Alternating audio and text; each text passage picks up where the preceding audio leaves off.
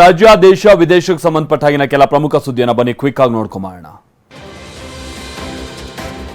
ಪ್ರಧಾನಿ ಮೋದಿ ಉತ್ತರ ಪ್ರದೇಶದ ಅಯೋಧ್ಯೆಯಲ್ಲಿ ರೋಡ್ ಶೋ ನಡೆಸಿದ್ರು. ರಾಮ ಜನ್ಮಭೂಮಿಯಲ್ಲಿ ಬಿಜೆಪಿ ಅಭ್ಯರ್ಥಿಗಳ ಪರವಾಗಿ ಮತಯಾಚಿಸಿದ್ರು. ರಾಮ ಮಂದಿರದಲ್ಲಿ ವಿಶೇಷ ಪೂಜೆ ಸಲ್ಲಿಸಿ ರಾಮಲಲ್ಲಾನ ದರ್ಶನ ಪಡೆದ ಬಳಿಕ ಅಬ್ಬರದ ರೋಡ್ ಶೋ ನಡೆಸಿದ್ರು. ಪ್ರಧಾನಿ ಮೋದಿಯನ್ನ ಕಣ್ತುಂಬಿಕೊಳ್ಳೋಕೆ ರಸ್ತೆಯ ಇಕ್ಕೆಲಗಳಲ್ಲೂ ಜನ ನೆರೆದಿದ್ರು.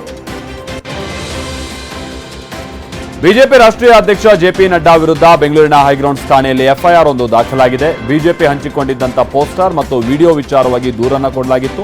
ಎಸ್ಸಿ ಎಸ್ಟಿ ಅನುದಾನ ಮುಸ್ಲಿಂ ಪಾಲಾಗ್ತಾ ಇದೆ ಎಂಬ ಆರೋಪವನ್ನ ಮಾಡಿ ಬಿಜೆಪಿ ವ್ಯಾಪಕವಾಗಿ ವಿಡಿಯೋ ಹಂಚಿಕೊಂಡಿತ್ತು. ಹೀಗಾಗಿ ಬಿಜೆಪಿ ಸಾಮಾಜಿಕ ಮಾಧ್ಯಮದ ಮುಖ್ಯಸ್ಥ ಅಮಿತ್ ಮಾಳವಿಯಾ, ಜೆಪಿ ನಡ್ಡಾ ಹಾಗೆ ವಿಜಯೇಂದ್ರ ವಿರುದ್ಧ ಎಫ್ಐಆರ್ ದಾಖಲಾಗಿದೆ. ಕರ್ನಾಟಕ ಚುನಾವಣೆಯ ಪ್ರಚಾರದಲ್ಲಿ ಭಾಗವಹಿಸಿದ್ದ ಕೆಲ ಕ್ಷಣಗಳನ್ನು ರಾಹುಲ್ ಗಾಂಧಿ ಟ್ವಿಟರ್ನಲ್ಲಿ ಹಂಚಿಕೊಂಡಿದ್ದಾರೆ. ಎಐಸಿಸಿ ಅಧ್ಯಕ್ಷ ಮಲ್ಲಿಕಾರ್ಜುನ ಖರ್ಗೆ ಹಾಗೆ ಸಿಎಂ ಸಿದ್ದರಾಮಯ್ಯ ಜೊತೆಗೆ ರ್ಯಾಪಿಡ್ ಫೈರ್ ನಡೆಸಿರುವಂತಹ ವಿಡಿಯೋ ಇದಾಗಿದೆ. ಈ ವೇಳೆ ರಾಹುಲ್ ಗಾಂಧಿ ತಾವು ಬಿಳಿ ಟಿ ಶರ್ಟ್ ಧರಿಸುವ ಬಗ್ಗೆ ಮಾತನಾಡಿದ್ದಾರೆ. ಪಾರದರ್ಶಕತೆ ಮತ್ತು ಸರಳತೆಯ ಸಂಕೇತವಾಗಿ ಬಿಳಿ ಟಿ ಶರ್ಟ್ ಹಾಕೊಳ್ತೀನಿ ಅಂತ ಹೇಳಿದ್ದಾರೆ.